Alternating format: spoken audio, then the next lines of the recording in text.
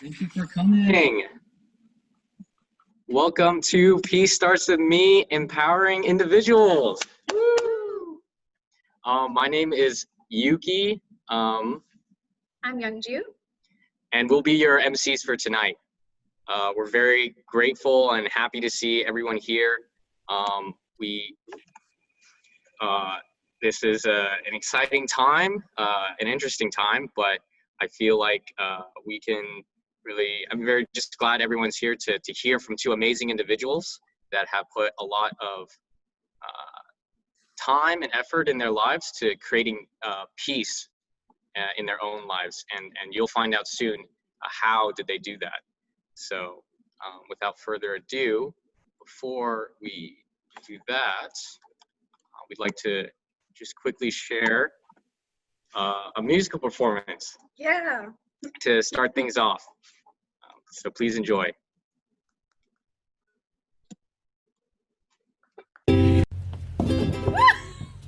Okay. Hello. We're gonna sing Pass It On. It only takes a spark to get a fire going, and soon all those around can warm up to its glowing. That's how it is with true love. Once you've experienced it, you spread its love to everyone. You want to pass it on. What a wondrous time is spring, when all the trees are budding, the birds begin to sing, the flowers start their blooming. That's how it is with true love. Once you've experienced it, you want to sing. It's fresh like spring. You want to pass it on. I wish for you, my friend, this happiness that I found. You can depend on Him. It matters not where you're bound. I'll shout it from the mountaintop. I want the world to know the truth of love has come to me. I want to pass it on. I want to pass it on. Thank you. Peace. Woo! Thank you, Youngju and Karen. Yeah, that was beautiful, wasn't it? So we're gonna go ahead and continue, and I will let Youngju do the rest. Yeah, so thank you everyone for coming. Before we start, we wanted to introduce a little bit what CARP is, because the club is hosting this event. The Collegiate Association for the Research of Principles is a national club founded by Reverend and Mrs. Moon to empower students to become young leaders of principle, and who can recognize that in order to create a peaceful world, it starts with us. And that's what we have a chapter here in the Bay Area and at Chabot College, as well as East Bay and in other chapters. So we wanted to host this event to help share that message. And this, for today, our focus, as you may have seen through the flyers, is Peace Starts With Me, Empowering Individuals. And our hope is we want to share and help empower people, especially in a time where it feels like there's not a lot of hope, or it's easy to feel discouraged about what can we do about the world situation going on. It seems like everything's going wrong with the fires and this whole coronavirus situation, and the political climate is getting pretty heated as elections are coming up. So it can be easy to feel like, what can I do? So we wanted to host this event for our community members and students to share the simple but profound message that in order to create a world of peace, it starts with finding peace within ourselves. And we hope that through this event, we can build up to first recognizing how to find peace within ourselves. And then next month, we want to do a similar event, but how to find peace within our communities. And then finally, in November, we're going to do one about how can we build peace in the world. So this is just the first, guys. So you have a lot more to look forward to. Don't worry. And we wanted to do a quick shout out because this is not the only one we've done. We've done some Peace Starts With Me programs before the whole Corona situation. We could meet in person. We have these pictures here from spring 2019 at Chabot College. We did one with the theme of reconciliation and healing our communities. And then in the fall of 2019, we did education, empowering peacemakers.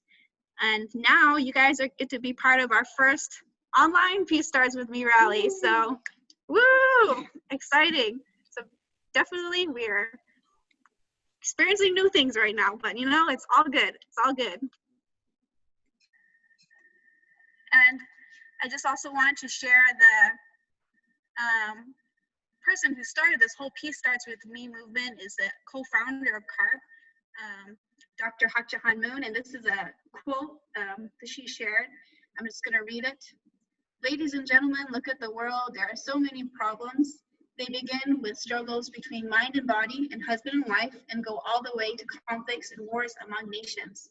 They can be traced to countless causes. However, if we dig down to the root cause, we will always arrive at the problems between mind and body, man and woman. She recognizes that when we look at all the issues in the world, it comes down to people not being able to resolve the issues within themselves. And so that's a whole theme that we're going to explore today as we listen to both of our speakers, how through finding peace within ourselves, we can help contribute to creating a more peaceful world.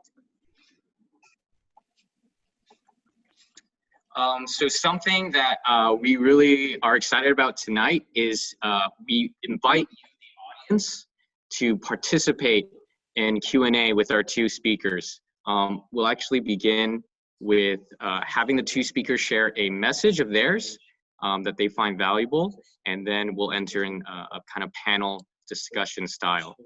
But in the meantime, you all, the audience, can go ahead. If you have a smartphone, you can scan the QR code, which will take you to a link to the Q&A interface, or you can directly go to slido.com and type in the code to enter the Q&A. But first, we'll want to introduce our two speakers, and while they're speaking, if you have any questions in mind, you keep it in yourself, or just go ahead and start asking it in the Slido chat. So we'll also have this green thing. This is the code that you can use to put into slido.com to enter the Q&A and ask any questions you like. Yeah, but yeah. So yeah, here are our main event, our two wonderful individuals that have agreed to come share their expertise, share their wisdom in their lives. We have first and foremost Stephanie Mann, who's the founder of National Safe Kids Now Network and is a crime and violence prevention consultant, and also Mrs. Debby Gullery, a relationship coach and an author of a bestseller as well. But first, I would like to introduce Stephanie Mann. She is someone that has over 30 years experience as a crime and violence consultant. She's worked with the Oakland Police Department and communities in the North Bay. She's co-authored multiple books, including one, Alternative to Fear, Guidelines to Safer Neighborhoods, which actually helped launch the Neighborhood Watch program. And in fact, in 2.5 years, in her community in Orinda, she reduced crime by 48% without a police force. So it's truly amazing. I definitely recommend checking her website out too. But right now, she is the founder of an organization called Safe Kids Now National that supports children and provides them steps and services to protect them from drugs, abuse, crime, and violence. So without further ado, I will stop sharing my screen and stop share. and go ahead and let Stephanie provide her keynote address. Let's all welcome up Mrs. Stephanie Mann. Hi. Can you see me? I can't see you guys. Okay. Yes. We Okay, can see great. you. All right. Well, as Yuki mentioned, I'm a crime and violence prevention consultant, but I got here the hard way. I was in I had an abusive family, let's say that way. At age 15, I was taken down to Mexico City and I was abandoned, and I didn't speak the language. So I did manage to survive, although it almost killed me. But it's amazing how survivors, some of us survive and others turn to drugs, crime, and violence. And I was always fascinated to try and figure out how come some people survive and thrive and others do not. So in my work in crime and violence, I started in my own community, and as Yuki mentioned, we reduced crime 48% within 2.5 years by getting neighbors organized. We didn't have a police department, and as a matter of fact, that book is on the website, safekidsnow.com. You can read the whole book on how we did it. But for me, I worked with the Oakland Police Department. As a result of the work I had done in my community, people began to ask me, come and tell us how you do that. What do you do? How do you change this? So when I was working with the Oakland Police Department, I happened to meet a lot of homeless people. One day, as I was talking to them, they got up and said, come with us, we'll introduce you to Mother Wright. And some of you may remember Mother Wright in Oakland. She was a wonderful lady, a mother of 12 children, and she was a survivor. And here she was every Saturday feeding 300 people in what they called Old Man's Park. Well, one day, a young man asked me if I would help him. And I thought he wanted some money. That wasn't what he wanted at all. He wanted to know how to change his life. How do I change my life? And I learned that he was a convict from San Quentin. He had been, and he was on a methadone treatment program. And he wanted to change his life because the treatment program was running out. And he said, I need to figure out how to change my life so I don't go back to San Quentin, because a lot of his friends had gotten out, taken the drug program, and now they were back in San Quentin. Well, I didn't have a clue on what he needed. So what we did was sit and talk. And what I did, my role was to listen. I would ask questions and I listened to what he had to say. And as a result of what he said, he began to talk to his friends. And pretty soon the guys in the park wanted to meet and talk about the things we were talking about, because I was giving him simple advice that I had given my children when they were little. Very basic stuff that he never learned. So they all wanted to meet in the park, and he had about 20 friends, homeless men. And I said, no, I don't think so. So I looked around, and there was a church on the corner called New St. Paul's Baptist Church.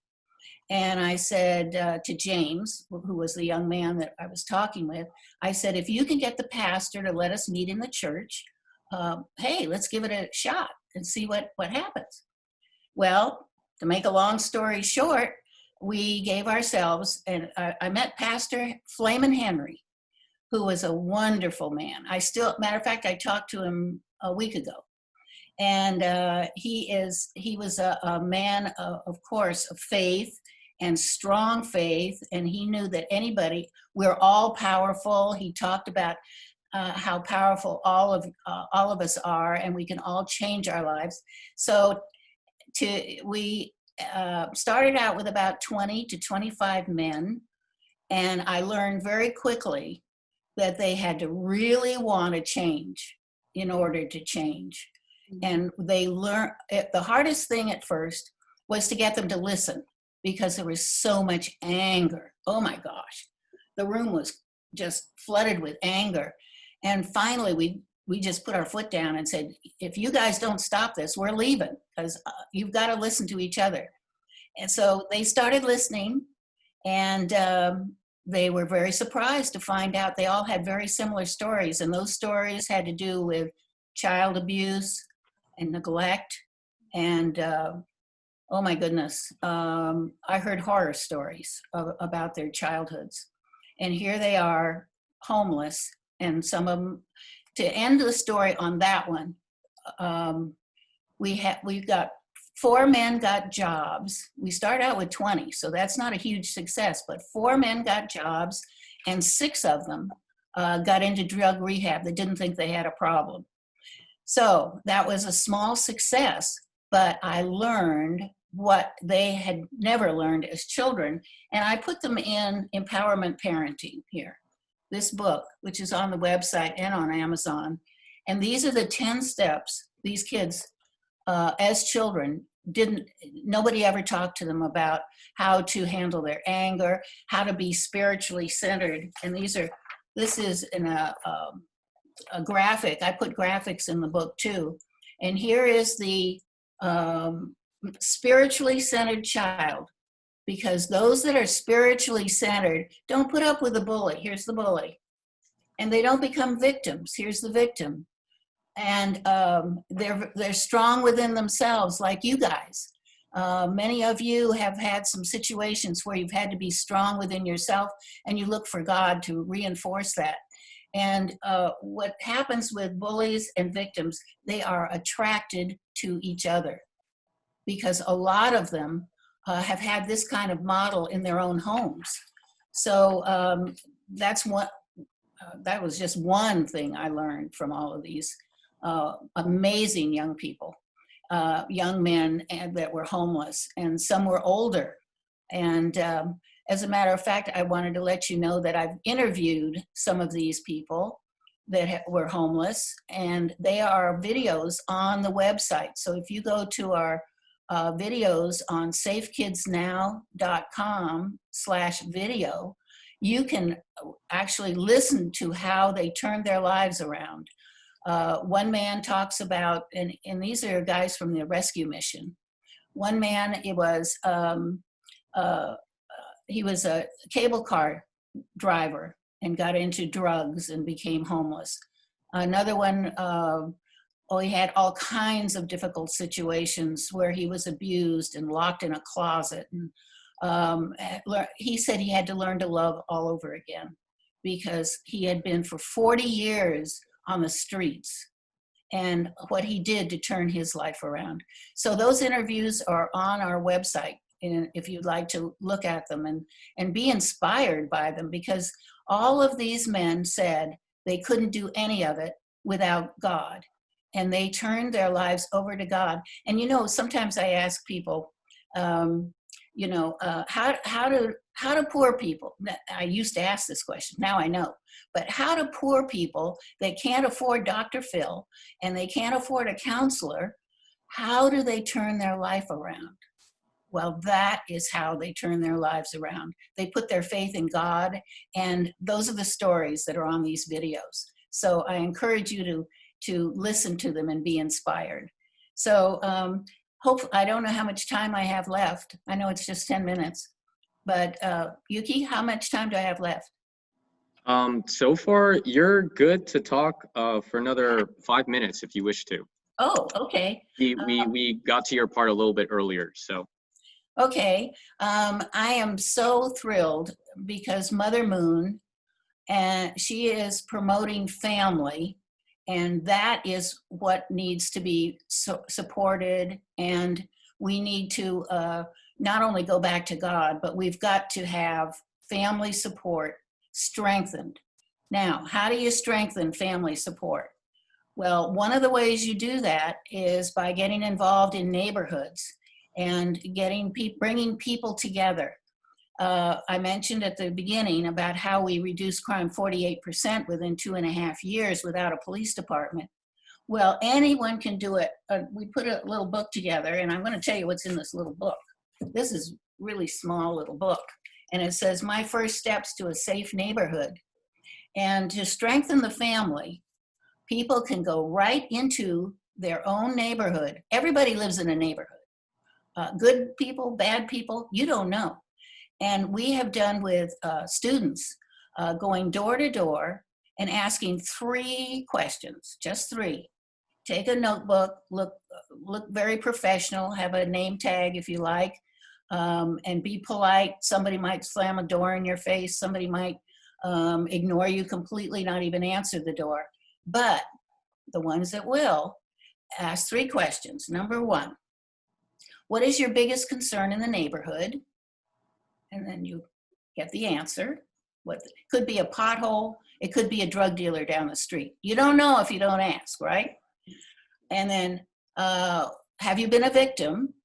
Now, that might keep people busy talking for a little bit if they've been a victim, or if they're just fearful. A lot of people are just fearful. And number 3, will you help? We're trying to bring this neighborhood together. And write those notes down, get their permission, and ask them if you can contact them later. And just people that have said, I will help, then you go and put those people together and have a coffee.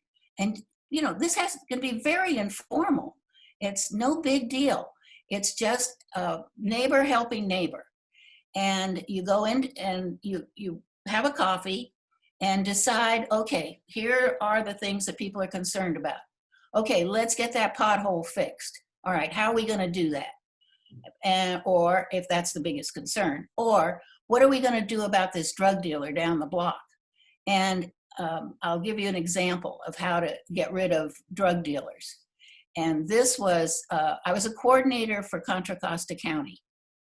And we had a woman come into our office one time. And she came in and she was furious. She said, I am so angry. And we said, what's the matter? And she said, well, I live in San Pablo, California. Some of you may know where that is. And I live across the street from Davis Park. And the city council has voted to put a fence all the way around Davis Park for the simple reason there were drug dealers in the park. They didn't have the manpower to get rid of them. So they were going to put up the fence. Well, she was very angry about that. Where are the police? What are they going to do? Da, da, da. And so what they did, we suggested that she just take down driver's license numbers as people came up, start identifying just descriptions, put all the information down as you walk the dog, water the lawn, play checkers out in the park. Within 3.5 months, they had cleaned up the whole park because they turned the information over to the police. And then they went back to city council because now they could use the park, but the park was a mess. They wanted the money to clean up the park, that they were going to use the fence, the money for the fence.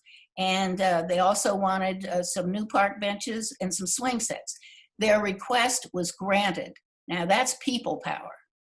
And do you know that Barbara, who was the lady that came in to, about the complaint, she went on to continue her work in the community. And within, I think, 8 to 10 years, she became the mayor of San Pablo, California. So that's how you have power.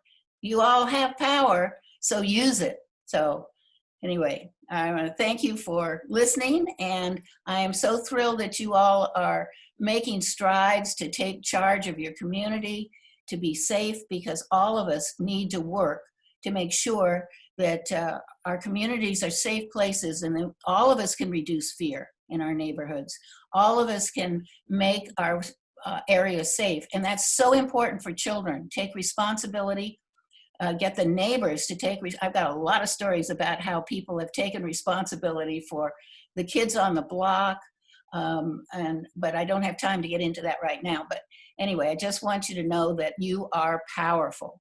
And I want to thank Mother Moon and you guys for inviting me to share my story here. Thank you so much. Wow. Stephanie, oh my God. That's incredible. She became mayor. That is crazy. Yeah. It's a good story. That's the way we used to get our mayors years ago. They weren't all lawyers. They were people Yeah.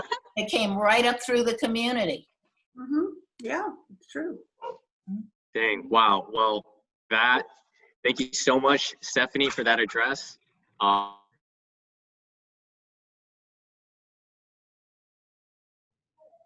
One thing that I took away is that we as individuals have so much power. We can just start with our neighborhood. It's easy as asking 3 questions, and we can be mayor in the next week. That's what I got.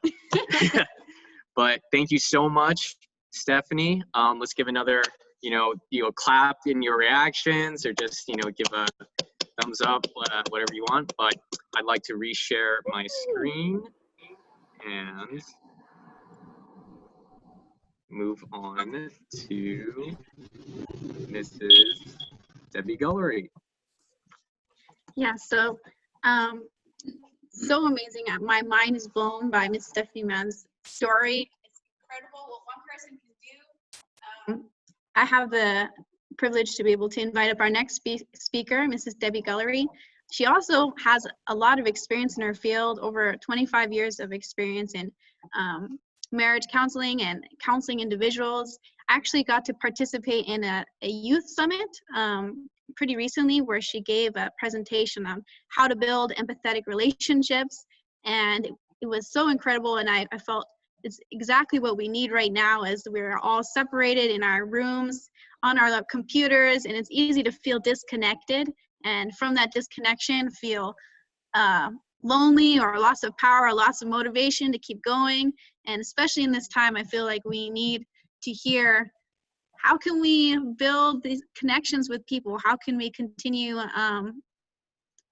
creating true and sincere bonds within people? And how can we improve ourselves? So I'm so excited to hear for what she has to share. Let's give a huge round of applause and welcome to Mrs. Debbie Gullery. Thank you. Thank you. But before All right, go ahead, Mrs. Debbie. it was great. I could listen to you for hours telling stories. It was fantastic. Thank you. So as you know from the introduction, I have been a marriage and relationship coach for many years. And so I've worked with a lot of people. And what I have found from working with all these people is that almost everyone comes to me because they want to work on and improve their most important relationships. That's almost always the reason, whether it's working with their, figuring out how to get a stronger relationship with their parents, their children, their spouses, but usually it's your close friends or family, because it's close friends and family that make our life worthwhile, right?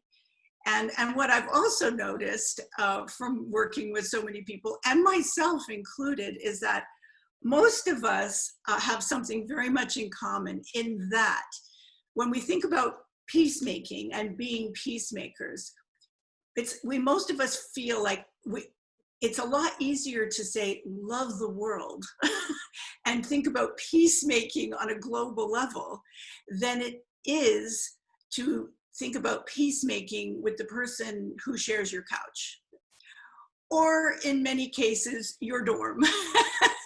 That's where we really see ourselves. And that's the challenge with our important relationships, is that they function like mirrors for us.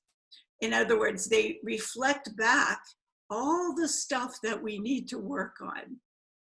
And so sometimes our most important relationships can be really difficult and uncomfortable. But they're also the places where we can grow the most, because we love the people because these people matter to us the most.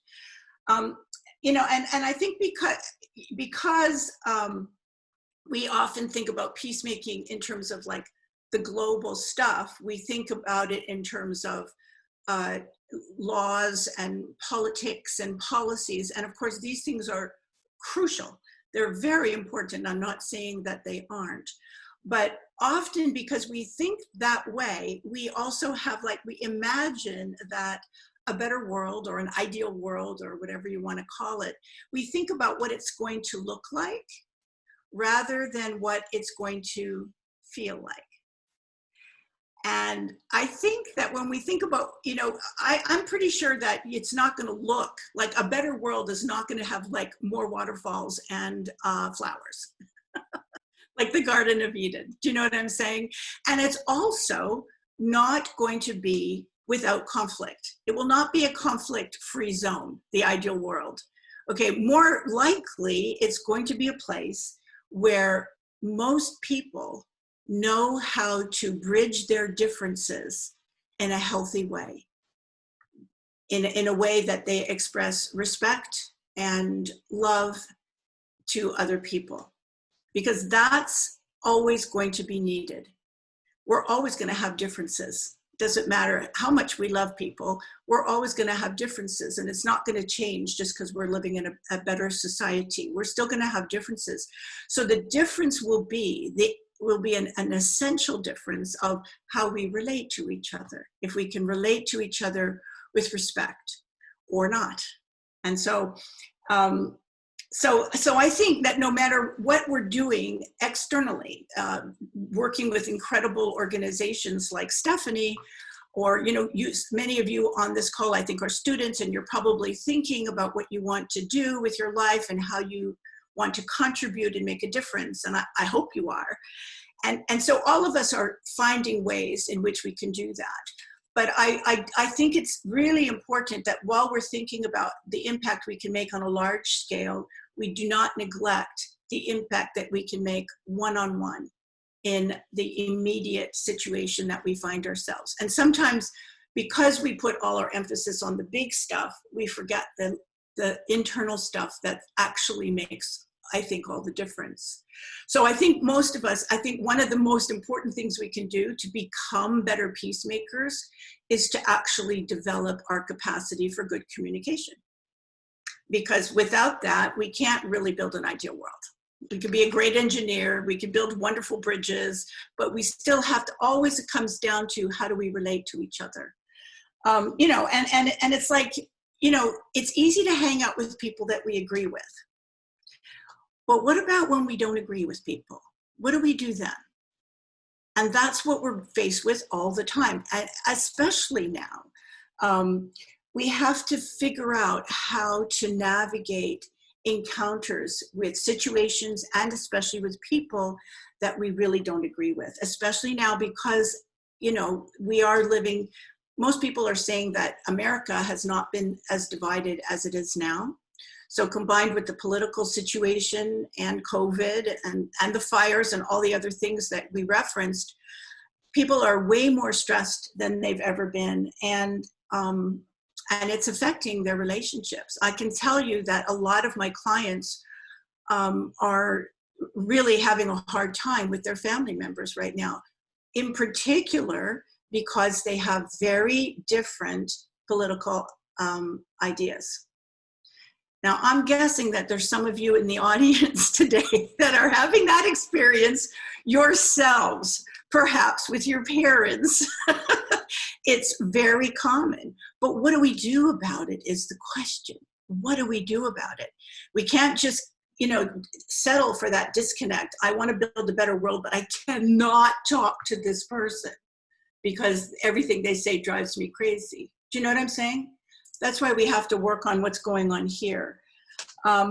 So one thing I want to say is that I feel like no matter what's happening, connection is always one of the most important ways to diffuse anxiety, differences, challenges.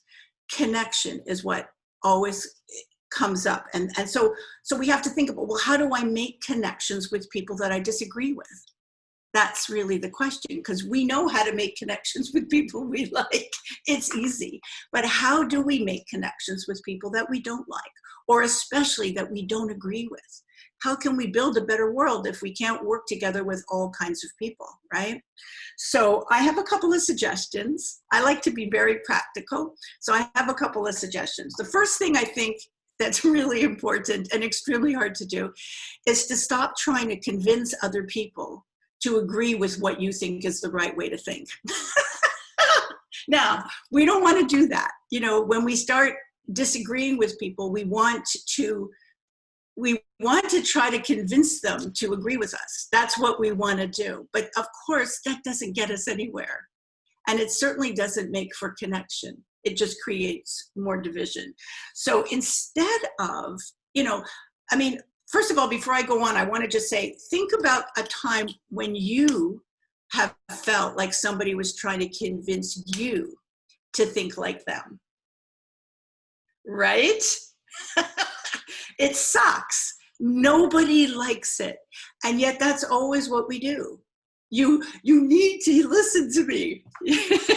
You know what I mean? And so when we do that, we just push people away. So the first thing is to stop doing that, at least temporarily, okay? And then, because what happens when somebody does that to you, or when you do that to somebody else, is we get defensive. We just start to get defensive and feel like we have to protect ourselves and our opinion, you know what I mean? And here's what happens as soon as we get defensive, we are no longer able to listen. And so once we can't listen to another person, we can't get anywhere. We cannot get anywhere. So the next thing we have to practice is learning how to listen. And there's all kinds of listening. So I'm talking about a specific kind of listening. I'm talking about listening for understanding. I actually have a client, an older fellow, who was telling me recently, he had a big fight with his brother, and they're totally at loggerheads, politically speaking. And so I said, well, what happened in the discussion, or how did it become an argument? He said, well, I was just trying to help him. And I said, what do you mean you were trying to help him? He said, well, I was just trying to explain to him why the way he thinks doesn't make sense. And I thought, really? And how did that go? And of course, it wasn't going well. And his brother said, I don't want your help. Of course he didn't want his help. What did he want? He wanted him to hear him. So I gave him homework. I gave this older gentleman homework, and I said, next time you're talking to your brother and things come up, I said, instead of trying to help him, I want you to say, listen, I don't actually agree with what you're saying, but help me understand why you think that. So of course this guy was like, that sounded really challenging to him. That's not what he wanted to do. But he understood that he was contributing to the divisiveness in the relationship. He finally got it, like, what am I bringing to this relationship? I'm not allowing for a good connection. So listening for understanding is crucial. Everybody wants to feel understood. It's a human nature to want to be understood and respected. And also another thing that can be really helpful is to look for common ground, or look for something that you actually have in common, like some place that you actually see eye to eye on, even if it's teeny tiny, and some way that you can admire the person that you're struggling with. So I'll give you another example. I had a client who is now currently really struggling with his young adult daughter, because they, again, see totally differently in terms of politics. And so he was telling me about that. And so I said to him, well, let's think about what you and your daughter have in common. And of course he couldn't, see it. So I helped him a little bit, and I said, listen, your daughter really cares about the world, and your daughter really cares about America. And that's why your daughter is so adamant about what she, believes and what she wants to do for the sake of the country. So your daughter is actually righteous. You actually raised your daughter to be righteous. You should be proud of her for being righteous. So in other words, we need to work at changing our focus. Of course, if we focus on what we disagree on, we're never going to get connected. That will kill any kind of connection. But if he could, in his relationship with his daughter, find that place to admire, first of all, she would really feel it. And that would feel like love to her if her dad could respect something about what she was doing. She was trying to live her core values, you know? So we have to actually think about ourselves and our own behavior, you know, and what can we do just a little bit differently. You know, last week I was listening to a really interesting interview with Jane Goodall. Many of you may be familiar with her. She is the woman, she's a scientist who did like 30 years of work with chimpanzees, and she changed the way the world looked at chimpanzees.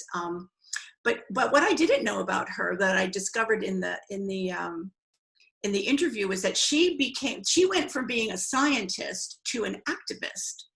And the reason she became an activist is that as she was working with the chimps in Africa, she began to realize how much climate change was affecting that natural habitat of animals. And this was back in the 70s, and nobody was talking about climate change then. And she started to get really concerned because she could see the future, and she was concerned about the animals. And also, she started to realize how many scientists were working in labs using chimps as their, you know, the chip, they were actually doing experiments on chimps. This was very common in the 70s. Maybe some of you don't know that. And so she was like mortified by that. So she wanted to do something about that. So just for a second, think about what you would do if you spent 30 years of your life you're learning about chimpanzees, and then you find that all these scientists all over the country and all over the world are putting them in small cages, keeping them trapped in small cages and doing experiments on them. You can imagine how difficult that was.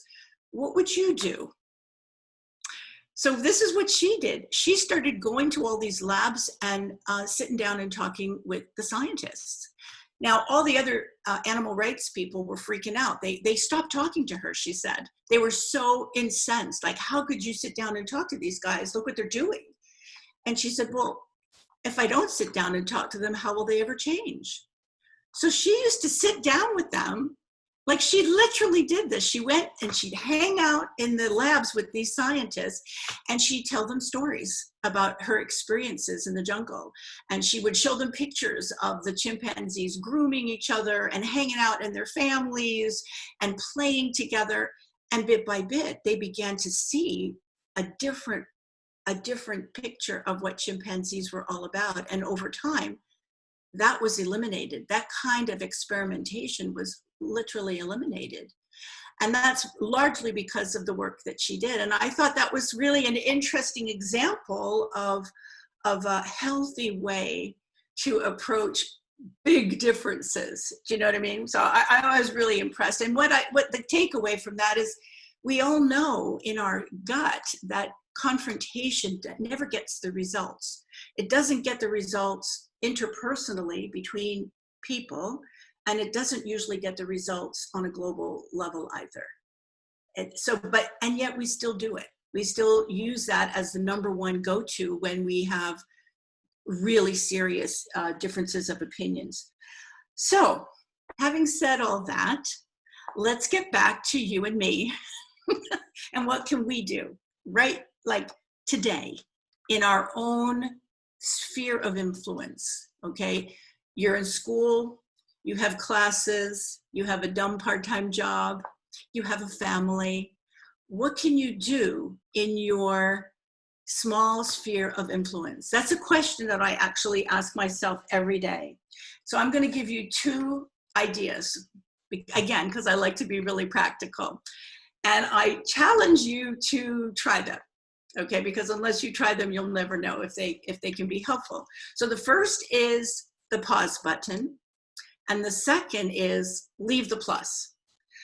So when I say use the pause button, what I really mean is think before you speak, okay? Before you go to say something when you're at the dinner table with your family, or when you're at a meeting with your fellow students, or at work, you know, with your work colleagues, think before you speak and ask yourself, is what I'm about to say going to uplift everyone or create division? That's a real helpful barometer, right? And then you can also ask, like, will what I'm about to say bring about connection or not? And then we can take more responsibility, at least for our words. And our words have power. We know that. And then leaving the plus, what I mean by that is asking, that is looking to find something positive to contribute in every situation. Again, just small, everyday things in my class, in my dorm, in my job, with my family. How can I give something? How can I bring something uplifting? You know, just focusing on that can make a huge difference. So for example, I often give clients this homework. I often say, okay, so for 7 days, I want you to find one thing to compliment your, whoever it is that they're struggling with, your dad. Your dad's killing you right now. So for 7 days, every day you have to find something nice to say. And that's really hard when you're really upset with somebody, right? But what that does is it forces you to look differently. You know, so what we look for is what we get.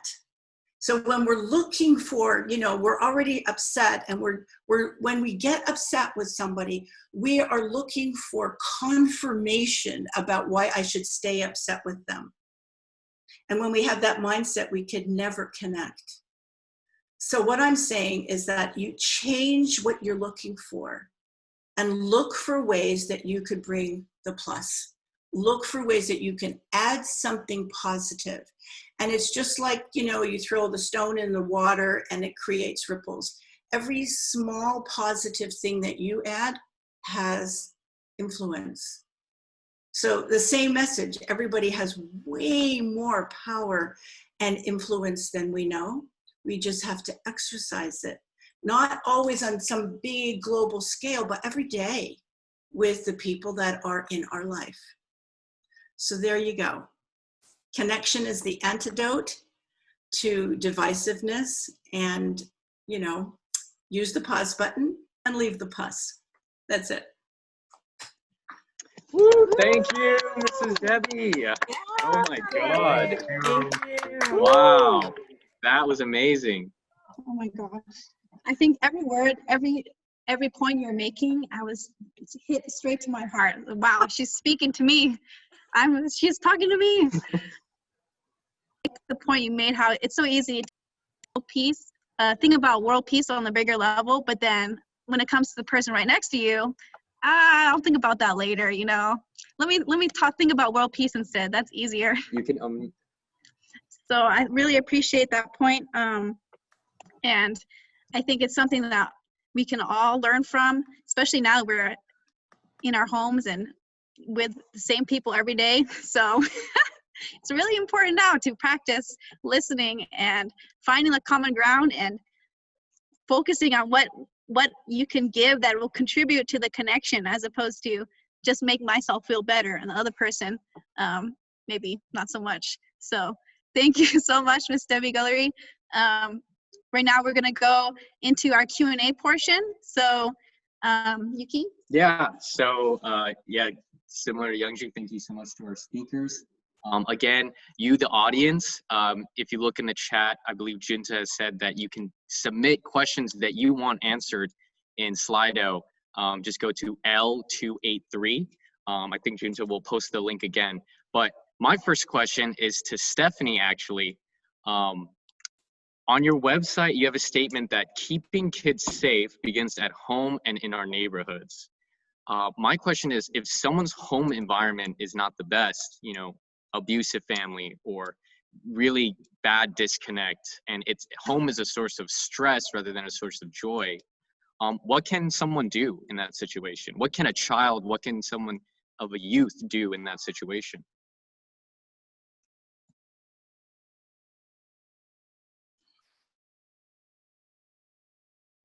Okay, can you hear me? You're good now. You're good now. Go ahead. Every situation is different. But there are a lot of young people that are in these stressful situations. Child abuse and and neglect are now cost taxpayers $220 million a day. So there are lots of young people, children, living in these stressful situations. Well, I would say the first thing for them to think about is, when you're young, do not think about running away. Please don't, and don't encourage anybody to run away. They need to find a safe place. That's one thing. They need to talk to their teacher when she's available, when we go back to school, because that's who reports, or they're mandated reporters for any child abuse. And they will find someplace safe for you to be if it's a very dangerous situation. In my case, what I decided to do when I got back from Mexico, which was a long journey, I decided when I was 16, almost 17, to leave my home and strike out on my own, because I had been independent for quite a while in Mexico, and I'd learned how to handle myself. Because the world is not kind to young people when they are on their own. So I fortunately had a boyfriend who I later married, and was married for over 40 years. And he was my salvation. So I don't advise that for everyone, because mostly they don't make good choices unless they're spiritually centered themselves. The biggest thing I did that was helpful to me was I had an invisible hand. By that I mean, when I didn't know what to do in Mexico City, I was totally alone and isolated. I put up my invisible hand and I said, "Hold on to me, God." And I wasn't raised in a church. And I learned how to use my intuition. I learned how to use my instincts. And I learned how to protect myself. But I don't think most kids learn that unless they have to learn it, or their parents teach it to them. So survival, you may have to live in the situation you're in for a while, depending on if it's a grave situation or not, but don't get angry. Do not get angry. See the behavior that you're looking at, whether it's your mother and father fighting or the siblings are fighting, and don't get involved in it if you can stay out of it. And I would go along with what Debbie says, that you need to not create a worse thing. Think of something positive. I happen to be the peacemaker in my family, but you can be a peacemaker in your family, or you can advise young people to be the peacemaker, and don't get engaged in that negative hitting each other over the head situation. So that would be my advice. Debbie, what would you say? I think you did a good job. Okay, can you hear me now? Mm-hmm. I think you did a really good job of answering that, Stephanie, but I would add, depending on how old they were, teenagers especially, there are a lot of 800 numbers that are available that they give, like especially domestic violence and sexual abuse and things like that, or even suicide lines if kids are really, really in bad shape.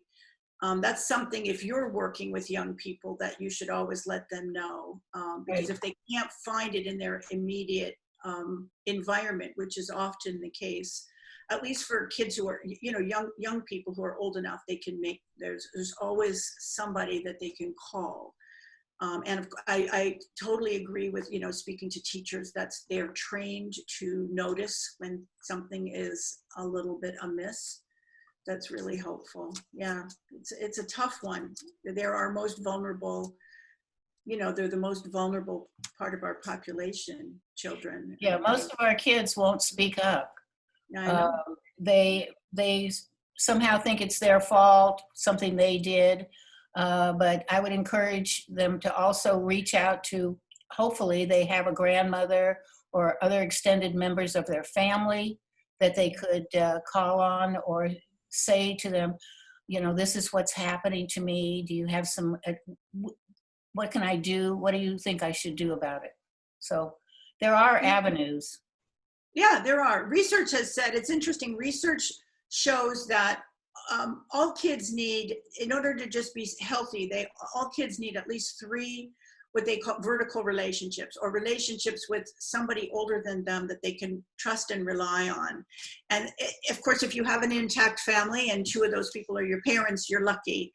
But if you don't, there are other people. And I know, for example, my son, even though he did have an intact family, my older son had a very close relationship with his orchestra teacher, for example. Mm-hmm. And that relationship was very special for him. And I think all kids benefit when they have that kind of relationship in their life, a coach or a scout leader or, something like that. So I would say to young people, that's important for you. If you don't already have that, then you should seek that out, because everybody needs that. You need to be connecting to people younger than you, people the same age as you, but no matter how old you are, even me, it's good to have older people to connect you. The wisdom of elders is always really helpful. So For think sure. about that, look at your own life, and then think about, do I have that? Because that's a safety net, and it's just a way of staying strong. Yeah. Great. Yeah, thank you, Debbie. Thank you, Stephanie. Yeah, it's like we definitely want to create peace in the world, and we want to start with ourselves. But it's important to also acknowledge that that may not be the case for a lot of people. So thank you for your responses and your insight. Youngju actually has a question for Debbie that she'd like to ask you. Okay. Yeah. So a lot of what you touched on and what you spoke during your presentation actually covered some of my questions. So feel free to add more onto the question if you want to. So a lot of young people are dealing with stress and anxiety during this corona situation, especially being alone. What advice would you give for young people or college students who are experiencing a lot of stress right now, and what can we do about it? Wow, that's a big question. I'm sure, everyone is asking that, whether you're young or old. Everybody is trying to figure out, there's more stress than ever just because of the external situation. So I would say one thing, which I know young people don't do well, is get enough sleep, okay? Because when you are sleep deprived, you are not your best self, okay? Just know that. And realize that there is a connection, a strong connection between your mind and your body. So what I mean by that is, if your body's not doing good, if you're not sleeping well, you're not exercising, it's going to affect your spirit and your emotions. And if your emotions aren't doing well, it's going to affect your body. So for example, when you get depressed, you're a couch potato. Right? It's expressed in your body. Your body just goes, and you can't move. That's the mind-body connection. That's why exercise is so important, because exercise, not just, not just for the reasons that you think about, but exercise, it's like God's natural way of helping us to keep our spirits up. Because when you exercise, your body releases endorphins. That's a natural high. Okay, so when you're having a hard day, get outside, get sun on your skin. That's really good for your spirit. Take a nap and exercise like that. And then the other thing is, part of growing, part of maturing is learning self-care, which of course is really hard for everybody. I'm still working on it, okay? It's hard to take care of ourselves, especially when we're trying to live for the sake of other people. So then we get a little bit, wait a minute, I'm supposed to be living for other people. I'm supposed to be sacrificing and being a good person. It doesn't feel right to take care of me. But of course, if I don't take care of me, I'm useless.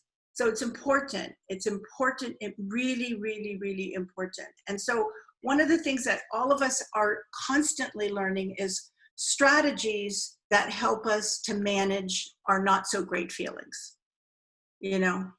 And we all have some relatively healthy ones, and we all have some relatively not healthy ones, right?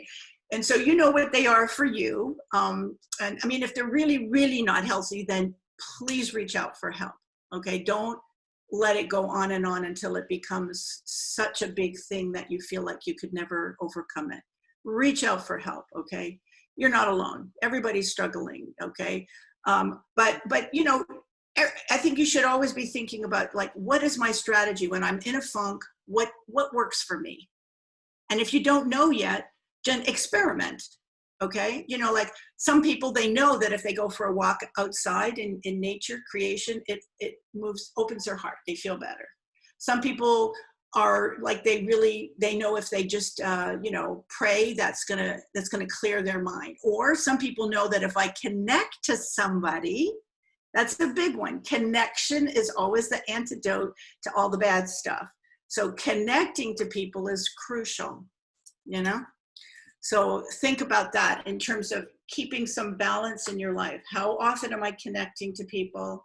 And, you know, what are my strategies that are helping me? And if I don't have any, I better start getting some. How about that? Mm-hmm. Oh, and one other thing, take at least 5 minutes every day, at least 5 minutes a day, to just stop. And by stopping, I mean, turn off a screen, be screenless. And I don't, you know, it doesn't matter what you do at that time, but you need to learn, we all need to learn how to self-regulate. And when we're anxious, it affects our bodies, right? And we get more and more stressed, and our body is registering that.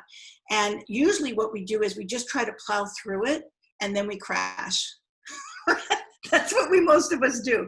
So one thing that you can practice doing is stopping. 5 minutes, just stop. You could meditate, you could pray, or you could just think. I don't care what you call it, but just stop and just listen to your body and listen to your spirit. And you know what? Whatever's bugging you or what's creating the anxiety will bubble to the surface very quickly. And then usually it's not as big of a deal as it feels. It's just that because we don't deal with it, we just keep pushing it aside, it becomes a monster. So if you do that, if you can give yourself 5 or 10 minutes every day to just self-regulate, it can be really helpful. Oh, thank you. You know, as you're speaking, I was thinking, you know, I have been not getting a lot of sleep and haven't been doing much exercise. And I was like, no, that makes sense. No wonder I'm so stressed all the time. So thank you so much for reminding me. It seems pretty simple, but they're key points to be happy. So yeah, thank you for sharing that. Yeah, thank you, Debbie. Now we're going to turn to actually the audience Q&A. It seems like there's been a lot of questions already up there. And again, for the audience, you can vote on them for ones that you yourself want to see answered. The first one at the top with 4 likes, this is to Stephanie. What can we do at this age to support our community, especially during quarantine? That's a good question. Can you hear me? Yes, we can hear you. You know, I think Zoom is amazing. We can Zoom while we're quarantined and talk to our friends, our neighbors, and make connections. There's also a website that everyone can belong to called Nextdoor. And nextdoor.com, it's you know, you can share ideas through Nextdoor. Some people like it, some people don't, but try it out and be encouraging to your neighbors. Welcome new people into the neighborhood, because I am a member of Nextdoor in my area, and people are getting on and saying, hi, I'm new, I'm from so place, you know, one state or another, and I just want to introduce myself. So I make it a point of saying something back to them and welcome into the neighborhood, and you know, tell me what you do, and making a conversation, start a conversation with people, because people are lonely. They want connection. And I found that when I go out on the street, people are making wide berths around everybody. You know, they have their masks on, and it's very like alienation. So the way you can make that connection is through this media right here. I would also suggest turn off the TV. The news is very stressful and very depressing, and that can lower your energy level. So, and I'd also recommend exercise, and if you can make connection with your next door neighbor from a distance, and if you haven't met them, this is one way to talk even with a mask on. So look around and see what you can do to make something better for somebody else tomorrow. Just do one thing every day. So, okay. Thank you, Stephanie. Yeah, I really like how you always make it a point to like, this is something you can do, you know, because it's important to think about what are tangible ways to practice, better ways to connect with each other, especially in terms of community. So next door, and just say hi to people instead of like, God, I need to get 27 feet away from you. 6 feet's not enough. I think Youngju has a question for Debbie. Well, Youngju, why don't you take it? This is now the top question on Slido for Debbie. How do you have a constructive conversation with someone who is speaking defensively? Great question. Well, first of all, when somebody's feeling defensive, you might as well stop talking. That's what I would honestly recommend. It's not going to go anywhere good. So pull back. Like if someone is feeling defensive, then think about, okay, something I've said or something I'm doing, you know, is making them feel defensive. So I got to think about your actions and think, okay, I want to make them feel less defensive. So again, ask a question. Asking a question is one of the most wonderful things that you can ever do, because by asking a question, you're expressing that you're interested in that person. You know, when they're defensive, it's because they don't feel like you're really listening, right? That's what it's like for you. When you get defensive, it's like you're not feeling heard, you're not feeling understood. So one of the coolest things that you can do is to try what I call reflective listening, and that would be something like, say somebody's feeling really defensive and they're like, yeah, but blah, blah, blah, blah, blah, blah, blah, you know, like whenever somebody says yeah, but at the beginning of their sentence, that's for sure means they're defensive, okay? Yeah, but they're defending, okay? So then instead of you going to the next, you know, like the sparring thing, then you can say, wow, it sounds like you're feeling really, and whatever it is that you think they're feeling. And I'll tell you what happens. Either they will disagree with you and say, no, I'm not upset, I'm just hurt. Oh, you're hurt. You reflect back. So it sounds like you're feeling hurt. Am I understanding you correctly? Yes, that's what I'm feeling. All of a sudden, everything gets diffused because they just want somebody to hear them and know what they're going through. That's what you want. That's what they want. That's how you bring down the defensiveness. You just stop the whole give and take and either ask a question or reflect back what you think you heard them say. And you can never lose with that, because if you got it right, they're going to feel, wow, you got it. And they're going to feel heard.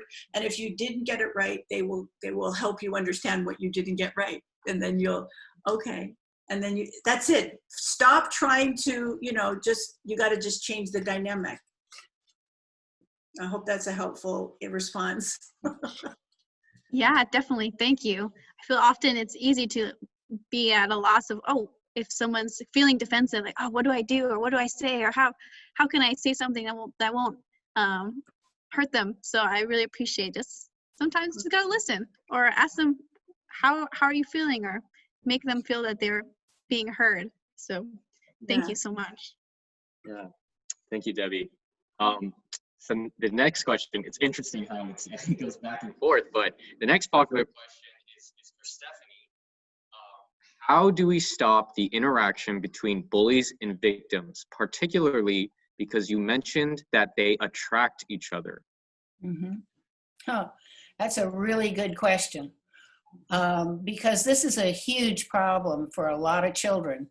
And as a parent, you have to evaluate your own kids, or you as a friend have to evaluate the children around you. And if the one is getting bullied, you need to help rein them in and talk to them. Say, you know what, that isn't the best way to handle situations. You need to find your own center, and that means you need to handle your own anger. A lot of times there are things going on in the bully's life that they don't talk about, but they have issues and problems at home, and maybe they will share with you what's going on at home, and you can be an advisor. You can help them understand themselves why they're doing this. And then you need to, or if you're a parent, you need to have consequences for children that are bullying other children. And that should start at a very early age, because if you don't have consequences at an early age, that behavior keeps going. Now with the victim, you have to find ways to strengthen them. Usually these are shy kids, these are creative kids, these are kids that have, are very emotional. And these are talented children usually. So you need to get them involved, or help encourage them to get involved in different activities to make them stronger. For example, sing in a choir, in groups, get in group activities, get involved in sports if they like to art, some kind of activity where they can grow and understand for themselves better. And see other people around them that are acting strong, and we learn from each other, basically. We learn good behavior or bad behavior. So just encourage people to look at what the behavior is and then see how you can help. Does that answer your question? Yeah, definitely. Can I just add something? Yeah, go ahead, Debbie. I'm not as, versed in this as Stephanie is, but I just want to add one thing not to do. Yeah. She gave a good answer about what to do, but I would say one thing not to do, especially if somebody is being bullied and they're coming to you, always believe them, first of all, and don't say it's not that big of a deal. Don't ever say that to somebody who comes to you, okay? Yeah. Because that's the worst experience ever. You know what that's like when somebody comes to you and they're vulnerable, and then you either don't believe, you're not believed, or you just make it and we don't do that in a mean way. We're not trying to be mean by saying it's not that big of a deal. We're trying to help them not suffer so much, but it backfires every time. So just be careful of that, In other words, the best thing to do is say, wow, this really sucks. This must be horrible for you. Wow. That's what they want to hear. That's what they need, and then, you can help them maybe find some resources, but just acknowledge. I think acknowledging somebody is important. Yeah, that's a good point. Good point. Sure. Thank you. Youngji, do you want to? Yeah, this one can be for either of you, actually. The question is, I have several friends that feel almost like acquaintances. What are some ways that I can strengthen those loose connections? I'm sorry, you cut out at the beginning. Can Yeah, you I couldn't hear that. Yeah. I have several friends that feel almost like acquaintances. What are some ways I can strengthen those loose connections? Oh. You know what? If you're a friend, you can listen, ask questions, find out more about them. Everybody loves to share themselves. And when you share yourself and let them know that you're interested in them, that strengthens the connections with other people. And I learned a long time ago that if you really care about somebody, you want to sit down and find out about them. You want to sit down and say, you know what, tell me, what is your hobby? What do you like to do?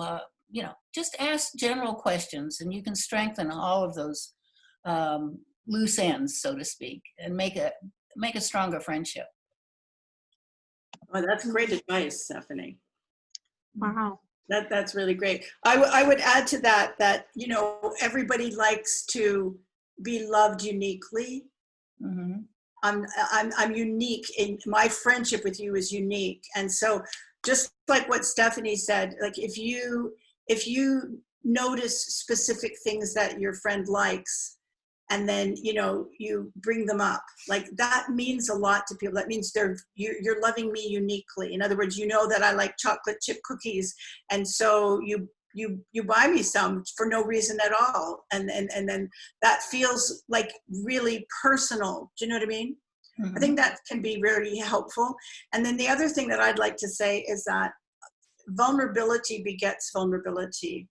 So when you're not feeling close to somebody, the greatest gift you can give another person is to be vulnerable, which of course takes a lot of courage. It's not easy, but when you're vulnerable, then the other person feels like that you trust them, and so they usually will come back with some vulnerability as well. So take the first step in sharing something, being a little bit vulnerability. That's how you build trust, you know. Again, you need a lot of courage to be vulnerable, but that is the process to getting closer to people. Wow, definitely, Debbie. I mean, when hearing you, I think back to a recent experience I had with one of my coworkers who, he's very open about his faith, even in a work setting, which I found very surprising. And because he took that first step, I wanted to reach out to him, and you know, we had a phone call last week, and he shared things of his life, of like where he got to, his life of faith journey. And honestly, he shared some things that were pretty dark. He shared some things that I felt like you wouldn't just tell any other person, but because we've been coworkers for almost a year now, and because he shared that side of him, I felt much more close to, yet in the same way, share something of my side that I don't really share with other people. And that vulnerability aspect is so true. Like, I've had friends where we literally just have fun with each other. We never ask each other, oh, how you're doing. It's literally just like we eat and make fun of each other and then go home. But to change that kind of, to make it deeper, you're 100% right about the vulnerability aspect. And yeah, so thank you for that. This is one question I want to ask to Stephanie, and then we'll have one more question before we conclude Q&A. But to Stephanie, something that I'm really interested in is that 48% reduction in crime in a community without a local police department. And I think it's really relevant today, because someone could look at that and say, this is proof that defund the police works, and it's true. How do you feel about that?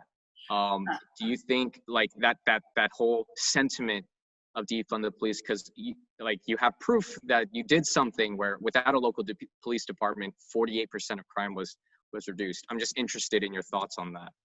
Well, I'm so glad you asked that question. I put that down in my notes, but I didn't mention that because defund the police is rather an irresponsible thing to do at this point.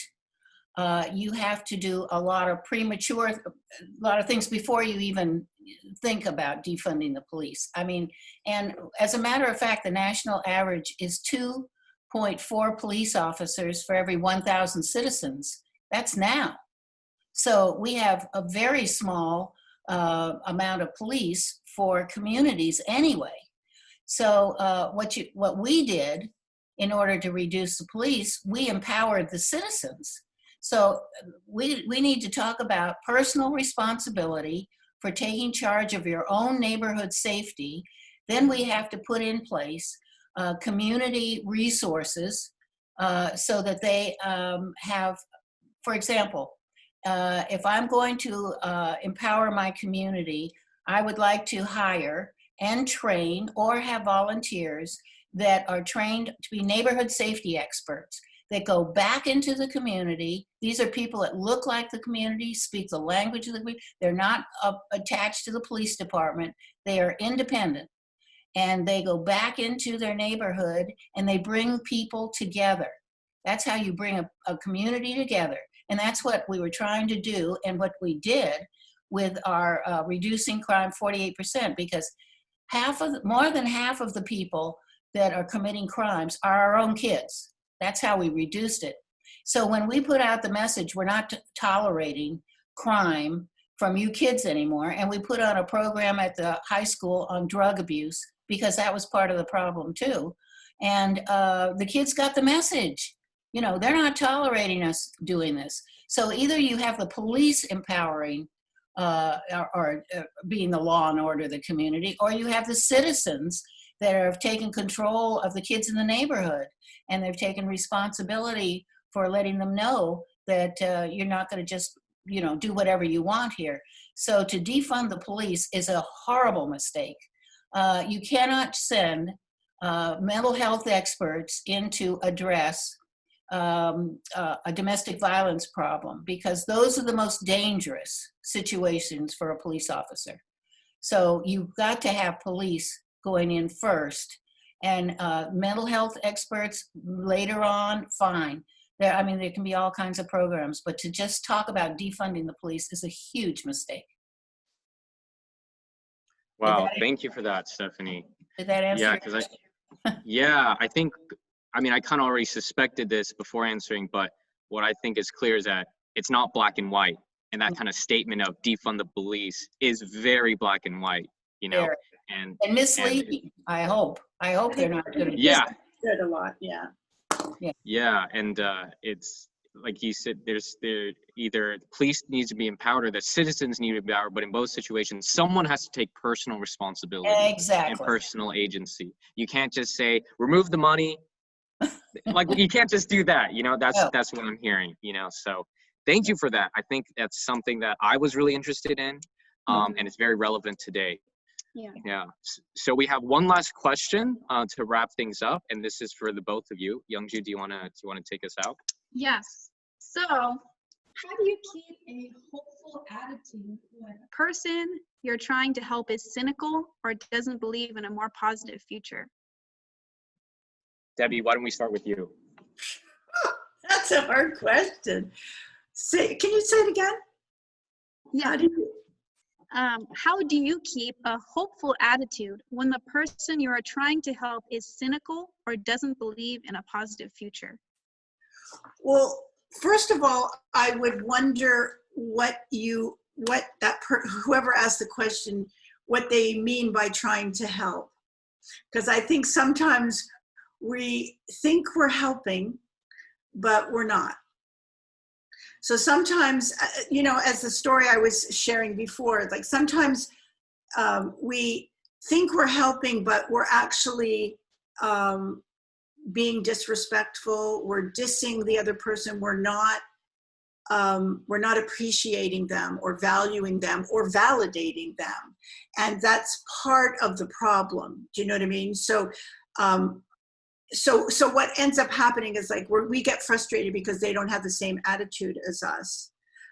So roll it back. Again, always roll it back. If the person you're talking to is not happy, pull back and try to find out what they're sad about or what they're frustrated about.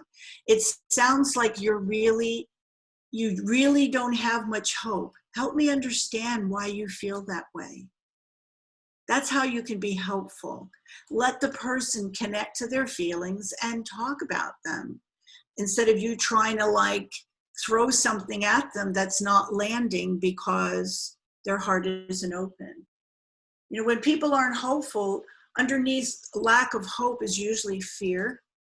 And you know, we all have our fears. And so go underneath. You know, if we don't ask people what's underneath your stuff, we will never get it. But when we ask, we get it. And then everything changes. So instead of keeping on pushing and doing whatever it is that you think you're doing to help, just pull back and say, wow, it sounds like you're really discouraged?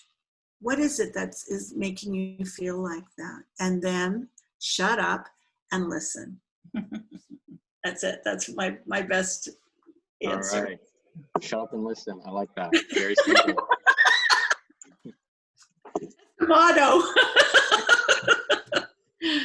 Stephanie, what do you think? I would just add one thing, what I do, because I run across a lot of people that are depressed, feeling anxious, fearful, and I usually tell stories.